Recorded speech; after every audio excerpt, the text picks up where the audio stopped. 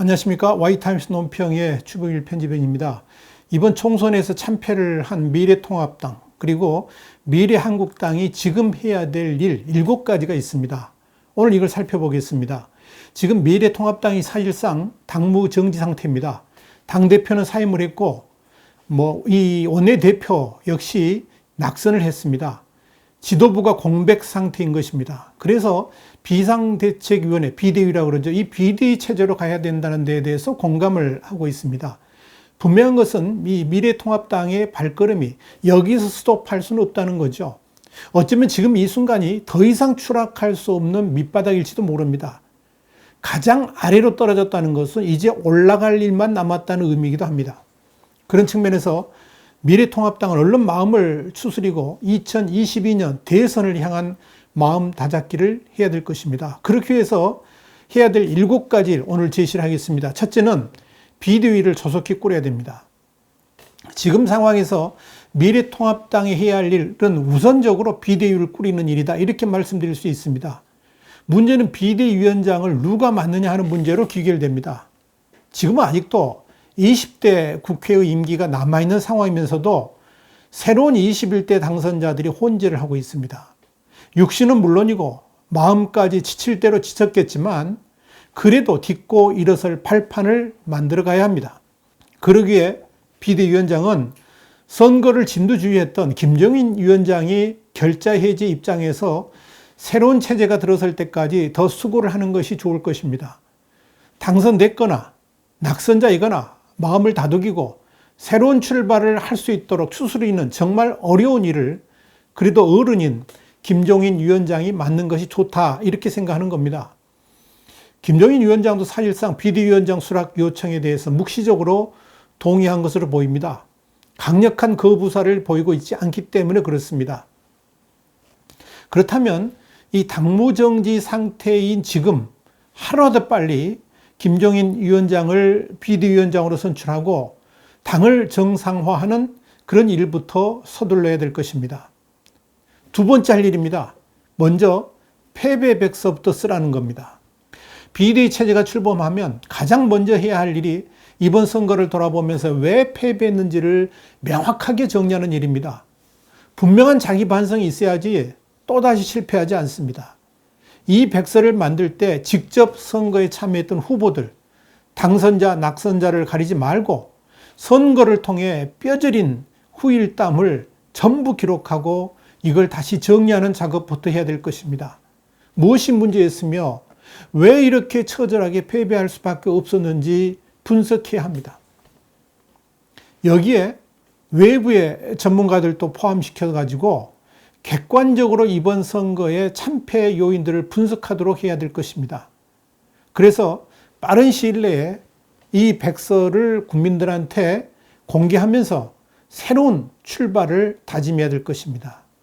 기왕이면 이번 선거뿐만이 아니라 지난 대선과 20대 총선, 지방선거 그리고 박근혜 전 대통령 탄핵 과정까지 뼈저린 반성을 담은 그런 진정한 패배백서를 쓰는 것도 좋은 방법이 될 겁니다. 세 번째, 패배백서와 함께 시작할 일은 미래통합당의 리빌딩 플랜을 짜는 일입니다. 리모델링으로는 부족합니다. 머리부터 발끝까지 그야말로 싹 다 가려없는 수준의 리빌딩을 하라는 겁니다. 그동안 미래통합당의 전신의 당들이 대부분 리빌딩을 하려 생각을 했습니다만은 엄두조차 내지를 못했습니다. 왜냐하면 리빌딩 플랜을 짜려고 그러니까 구성원 가운데 나름대로의 기득권을 포기할 생각이 없었기 때문에 그런 겁니다. 그런데 지금은 한마디로 그라운드 제로 상태 아닙니까? 여기에 당을 이끌어갈 지도자도 없습니다. 그래서 새로운 기회가 될 수도 있습니다. 우선 사람을 염두에 두지 말고 진짜 보수 정당으로 나아가야 될 방향부터 정립해 보면 좋겠습니다. 진정한 길을 먼저 찾고 그 다음에 사람을 생각하면 됩니다. 그래야지 진짜 가야 할 길이 보입니다. 이 리빌딩 플랜은 앞으로 보수파 정당이 가야 될 나침반 역할을 하게 될 것입니다. 그런데 이렇게 제대로 된 리빌딩 계획은 철저한 자기 반성 위에 이루어진다는 거, 이걸 결코 잊어서는 안 될 것입니다. 네 번째 할 일은 21대 국회 100일 플랜부터 짜라는 겁니다. 대통령이 선거에서 당선되면 먼저 하는 일이 뭐냐면 100일 플랜입니다.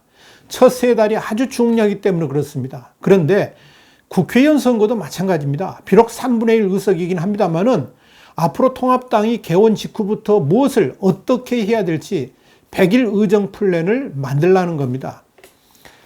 190석이 육박하는 비대한 민주당을 대하려고 하면 어떻게 해야 될지, 국민들한테 무엇을 설득해 가야 할지 그 모든 것들을 담은 플랜을 짜야 합니다.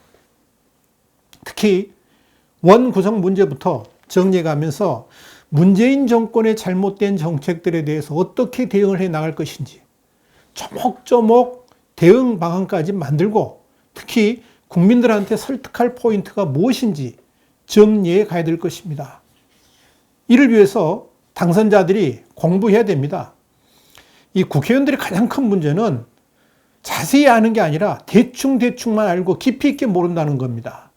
그래서 실수도 하고 말도 되지 않는 법안들에 대해서 찬성표를 던지기도 합니다.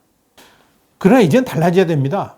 의원들이 먼저 공부하고 철저하게 준비해가지고 거대 여당의 공격에 맞설 준비를 해야 됩니다. 겨우 100석 넘는 정당이 할 일은 이제부터 다른 게 없습니다. 실력을 보여주는 겁니다. 어차피 표대결은 못합니다. 몸으로 막는 것도 한계가 있습니다. 그렇다면 지금 할 수 있는 일은 모든 사안에 대해서 통합당만이 할 수 있는, 그리고 미래한국당만이 할 수 있는 그런 보수 정당으로서의 실력을 국민들한테 보여주는 일입니다. 거대 여당이 그 엄청난 수로 밀어붙일 때 몸으로 싸우기보다 먼저 이 법안에 대해서 문제점들을 조목조목 따지고 그 모든 것들을 기록에 남겨야 되고 또 그 내용들을 국민들한테 직접 설명하고 설득하는 일을 해 가야 됩니다. 그동안과는 다른, 차원이 다른 국회 운영을 해보라는 것입니다. 실력 있고 능력 있고 진짜 나라를 사랑하는 국회의원들이 모이는 정당이 미래통합당과 미래한국당이라는 것을 국민한테 보여줘야 됩니다. 5번째 할 일은 공수처법 대응 방안부터 준비하라는 겁니다. 앞으로 21대 국회가 개원하게 되면 가장 먼저 닥쳐올 첨예의 관심사 중에 하나가 공수처법에 의한 그런 처장 임명 그리고 조직 구성 문제일 겁니다. 아마도 민주당은 오는 7월 공수처 출범 목표 시기에 맞춰가지고 21대 국회 개원을 하자마자 공수처장 후보를 추천할 것입니다. 그런데 공수처법에 따르면 공수처장 후보 추천위원 7명 중에 2명이 야당 몫입니다. 그런데 이 중 1명은 제1야당인 통합당 몫이고요. 또 다른 1명은 제3의 정당 몫입니다. 그동안 여권은 사실상 이 야당 몫 2명이 반대하는 인물은 공수처장이 될 수 없다. 그러면서 공수처의 정치적 중립성을 강조해 왔었죠. 사실 이 연동형 비례대표제 발의 당시에는 민주당은 내심 정의당이 교섭단체에 가까운 제3당이 될 것으로 예상했기 때문에 통합당이 아닌 나머지 한 자리를 정의당이 맡게 될 것이고 그렇다 그러면 공수처장 임명을 자신들의 뜻대로 할 수 있을 것이라고 생각해 왔었습니다. 그런데 지금은 상황이 달라졌죠. 위성정당을 민주당 스스로 만들면서 정의당 의석수는 뜻대로 이루어지지 않았습니다. 그렇다면 통합당을 제외한 또 다른 제3정당의 자리를 누가 차지할 수 있는가에 공수처장의 운명이 달려 있습니다. 당연히 민주당 쪽에서는 자매정당인 더불어시민당 17석 그리고 열린민주당 3석을 합쳐가지고 교섭단체를 만들면서 공수처장 임명권에 직접 참여하려고 할 겁니다. 통합당은 우선적으로 이런 민주당의 기도를 막아야 됩니다. 그러기 위해서 미래한국당을 당장 통합당하고 합치기보다는 미래한국당을 오히려 별도의 교섭단체로 만들기 위한 작업을 해야 됩니다. 지금 통합당 입장에서는 미래한국당의 19석을 합치나 분리시키나 뭐 별다른 의미가 없습니다. 100석 넘는다는 게 무슨 의미가 있습니까? 오히려 미래한국당을 별도의 교섭단체로 만들어가지고 거대 여당에 대응하는 것이 훨씬 효과적일 것입니다. 이를 위해서는 무소속으로 당선된 보수 후보를 한두 명 영입해가지고 일단 교섭단체로 만드는 일부터 해야 될 것입니다. 예를 들면 권성동 당선자 등을 영입해가지고 원내대표를 맡기는 방안 검토해보면 될 거 아니겠습니까?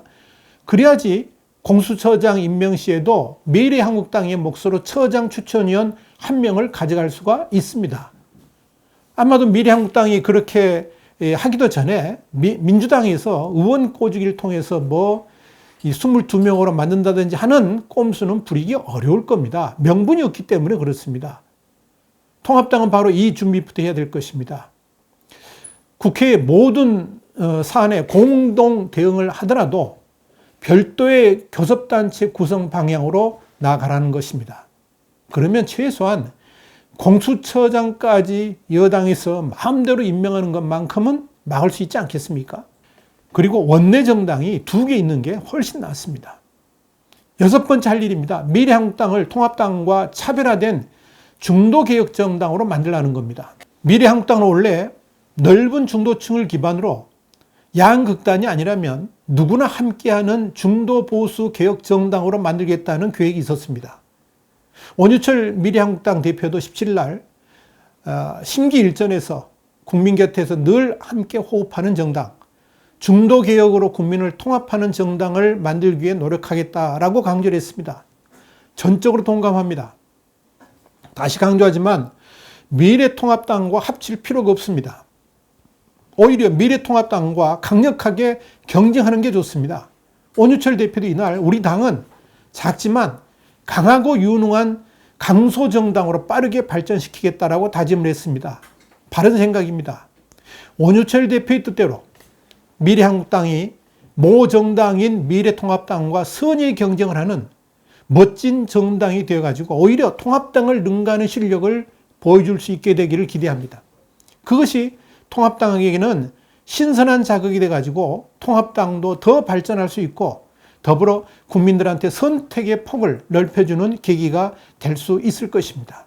마지막 7번째는 대통령 선거 준비를 서두르지 말고 40대 인물을 후보로 만드는 작업을 하라는 겁니다. 지금 통합당은 다시 말씀드리지만 그라운드 제로 상태입니다. 지금 상황에서 대통령 선거 운운한다는 것은 자살행위나 다름없습니다. 앞으로 통합당을 중심으로 해가지고 보수 정당의 대선 후보는 40대에서 나와야 합니다. 이제부터 미래통합당과 미래한국당은 그런 젊은 후보를 내세우기 위한 인큐베이팅 플랜을 만들어야 됩니다. 그런데 그렇게 젊은 후보를 국민들 앞에 선보이려면 시간이 필요하죠. 시간이 걸릴 수밖에 없습니다. 그럼에도 바로 이 준비는 착수해야만 됩니다. 이를 위해서 젊은 보수 후보들을 발굴하고 미스터 트롯 방식의 끊임없는 경쟁을 시도해 보는 것이 좋을 것입니다.